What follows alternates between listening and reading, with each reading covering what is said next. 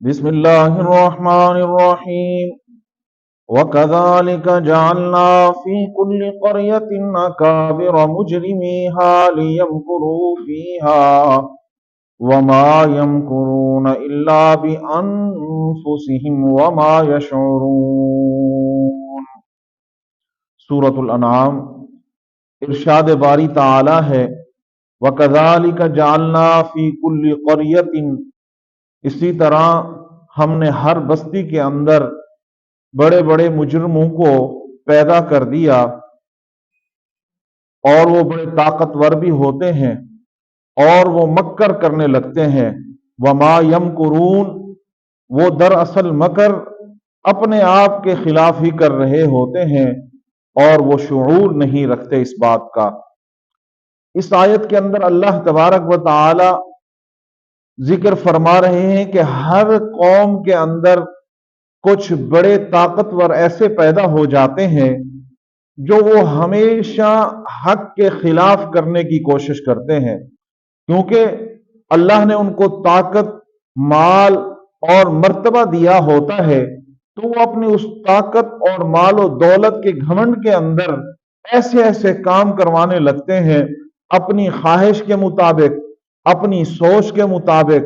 حق بات کی مخالفت کرتے ہیں، اور اپنی طاقت کے گھمنڈ کے اندر حق کی مخالفت کے اندر چلے جاتے ہیں۔ اللہ فرماتے ہیں کہ وہ دراصل اپنے آپ کو طاقتور سمجھ کے حق والوں کی مخالفت کرتے ہیں اور مکر و فریب کرتے ہیں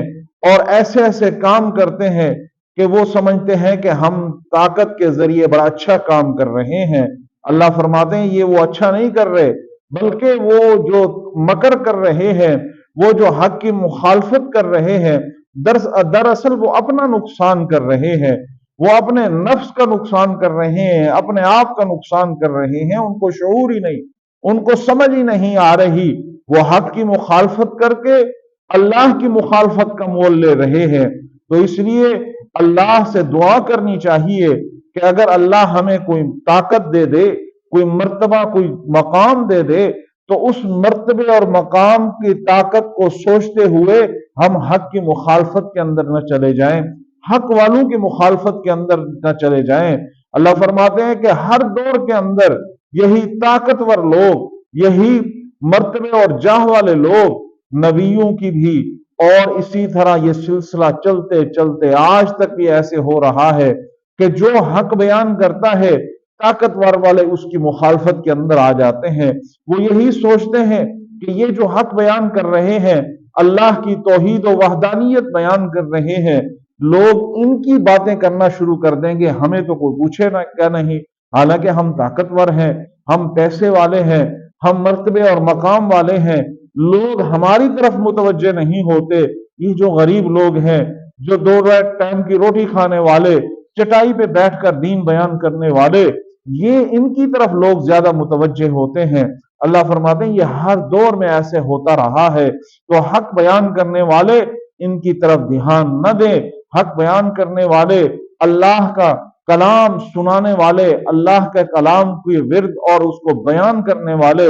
حق و صداقت بیان کرنے والے کبھی ان طاقتور والوں سے مرعوب نہیں ہوا کرتے۔ یہ ہر دور میں ہی آتے رہے ہیں۔ تو ہمیں چاہیے کہ ہمیں جو اچھا حق لگے، قرآن و سنت سے، اللہ کے احکامات سے جو ہمیں بات سمجھ آئے، ہم اس کو اپنی زندگی کا اوڑھنا بچھونا بنائیں۔ اگر اللہ ہمیں طاقت و مرتبہ و جاہ دے دے تو ہم اس طاقت کو غلط استعمال نہ کریں، اس کو حق والوں کے خلاف استعمال نہ کریں، بلکہ حق والوں کا ساتھ دیں، حق والوں کی مدد کریں، ان کی رہنمائی کریں۔ یہ اللہ کی طرف، یہ اللہ کے دین کو بیان کرتے ہیں، اللہ کے احکامات کو بیان کرتے ہیں، یہ وہ بات بتاتے ہیں جو ہمیں قرآن و سنت سے ملتی ہے۔ قرآن و سنت ہمیں سمجھاتے ہیں، ہمیں اللہ ایسی جماعت کے اندر شامل کر دے۔